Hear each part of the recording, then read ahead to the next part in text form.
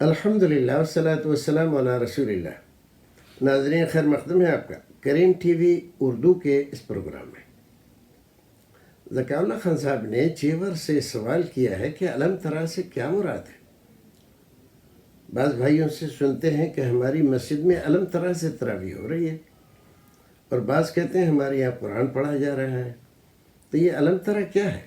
جواب یہ ہے کہ علم ترا قرآن شریف کی ایک سورہ ہے۔ علم تر کیف فعل ربک باصحاب الفیل، یہاں سے آخر قرآن تک 10 سورتیں ہوتی ہیں۔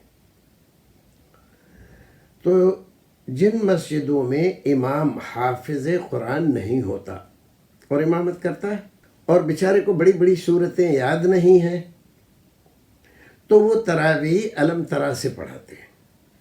علم ترا سے پڑھاتے ہیں، 10 سورتیں ہیں، تو وہ وہاں سے 8 سورتیں 8 تراویح میں پڑھ دیتے ہیں۔ یہ مراد ہے علم ترا سے۔ بہتر، افضل، اولا یہ ہے کہ کوشش کرنی چاہیے کہ ہم پورا قرآن شریف تراویح میں سن پائیں۔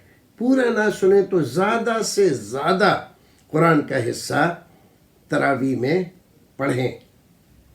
تراویح در حقیقت تلاوت قرآن کے لیے رکھی گئی ہے۔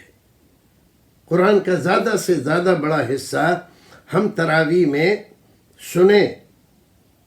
اب پریشانی یہ ہے کہ ہم لوگ کتنا ہی سن لیں، پورا قرآن سن لیں، 2 بار سن لیں، 3 بار سن لیں، ہم تو وہیں کے وہیں رہتے ہیں۔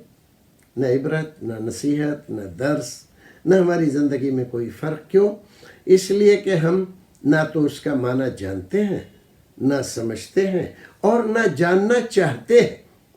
بعض مساجد میں آج کل بعض علماء کرام تراویح کے بعد قرآن شریف کا جو حصہ پڑھا جاتا ہے اس کے اہم مسائل بیان فرماتے ہیں خلاصے کے طور پر۔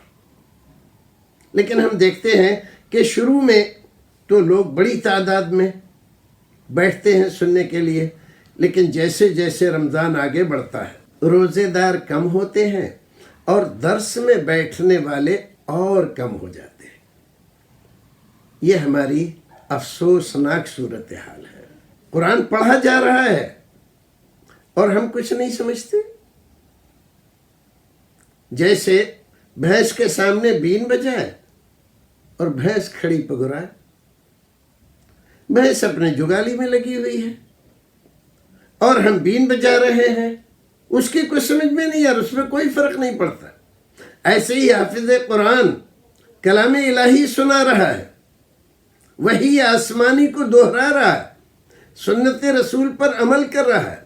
اللہ رب العزت ہمیں قرآن شریف میں حکم دے رہا ہے، یا ایھا الذین آمنوا یا ایھا الناس، لیکن ہم نہیں سمجھ رہے کہ ہمارا رب ہم سے کیا کہہ رہا ہے، اللہ رب العزت کس سے مخاطب ہے، اور ہماری زندگی کے کس مرحلے کو وہ ٹارگیٹ کر رہا ہے اور سدھارنا چاہتا ہے، ہم نہیں سمجھتے۔ افسوس کی بات ہے۔ تو بھائیو، زیادہ سے زیادہ قرآن شریف سنو اور کوشش کرو کہ مسجد میں حافظ قرآن کے پیچھے ہم تراویح پڑھیں۔